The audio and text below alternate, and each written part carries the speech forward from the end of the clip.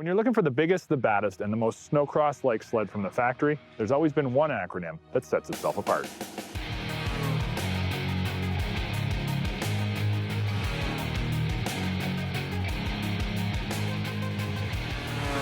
RR. Does it mean race ready, real racer, or righteously radical? Well, in my books, it means all of the above and then a whole lot more.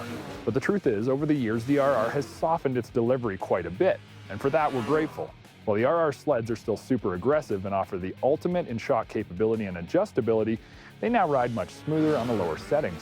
Deliver a far more compliant ride for those who probably, wait, scratch that, won't ever race across country or see a snowcross track. While the Procross chassis has been around for a while now, it's seen variations of both the bodywork as well as engine options. As for the aesthetics, I still stand by this being one of the best looking sleds ever produced. There's something about the aggressive, edgy lines of an Arctic Cat new-gen body panel that seamlessly integrates the super tall spindles, forward-angled shocks, and flows clean through the LED-accented headlight and up to the aggressive windscreen. I mean, this is a good-looking sled. Obviously, visuals don't make a great sled, but what's hiding underneath the plastics and the aluminum, that's what does, and the RR has plenty under there as well. Take, for instance, the 137-inch slide-action rear skid. In RR form, you'll find this bump-smoothing suspension laden with the highest quality shocks we believe are in the entire industry. A Fox Kashima-coated 1.5-inch body Zero QS3 up front, and a huge 2-inch Zero QS3R out back. Both the front and rear shocks are QS3 or quick switch 3-position adjustable. However, the rear 2-inch QS3R features rebound adjustability through a conventional finger-adjustable clicker, as the 3 positions give us exactly what we need with an easy-to-use design. So the shocks are really good quality, but does it still smooth out the bumps? And can you run the hardest ditch line or slay the roughest trail and still be happy? Yeah, you can. Don't think for an instant that 3 clicks means you're getting less. The wide ratio adjustment made with the QS3 shocks, both ski and track, don't give you small changes. Think of 3 clicks as soft, medium, and hard.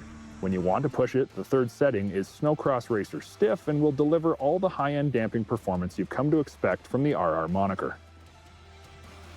One of my favorite things about Arctic Cats is how they feel when you get on them. The RR fits like a glove and it feels super aggressive from behind the bars. But that aggression also translates from the showroom out to the trail. When you enter a corner hard, there's nothing worrisome. The Arctic race front end is ready to attack even the most abused, rutted-out washboard corners, and it never gives the impression you're overdriving the front end. While at times we would be looking for a little bit more bite, a 6-inch carbide seems to give you all that added grip where the factory runner won't. The 137-inch length seems to settle down the rocking effect medium-space moguls can have on a 120 or 129, and really lets you almost track slap the bumps at higher speed, keeping the front end dancing off the peaks and your momentum, and more importantly, your confidence increasing. The seat on the Procross is super supportive and really comfortable even for a long day's ride, but for me, what's most important on the seat on the RR is the ability to move off center and get into a hard cornering stance.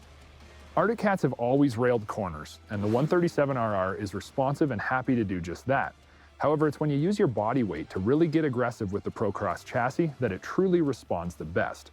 Slamming your inside leg into the bodywork and crowding the turning side of the sled causes a rider-to-sled interaction that feels so natural.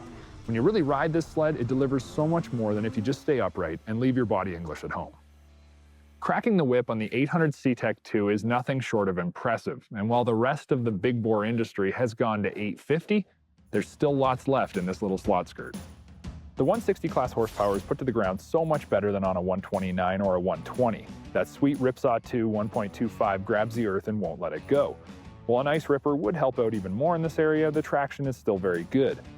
One interesting thing to note is the new Switchgear Arctic now offers is now much more user-friendly, with 5-position hot grip adjustability as well as a push-button start on the left cluster that also acts as a reverse button. It's really nice you can now adjust the gauge from the left side display, and over on the right is a new throttle block as well as a separate mounted kill switch that can be relocated should you like it close to the throttle or moved around. The new Hayes brake master cylinder uses a shorter lever and delivers finer response with less input. This is instantly noticeable and especially nice on a big bore 2-stroke when feathering the brake through a sweeper or decreasing ground speed when entering a corner hot. While there aren't any huge changes for the 137 ZR RR in 2019, there are a lot of smaller refinements, and it's those small refinements that make a great sled even better. If you enjoyed the video that you just saw, like it and then subscribe to our page for more great content from Snowtrax TV.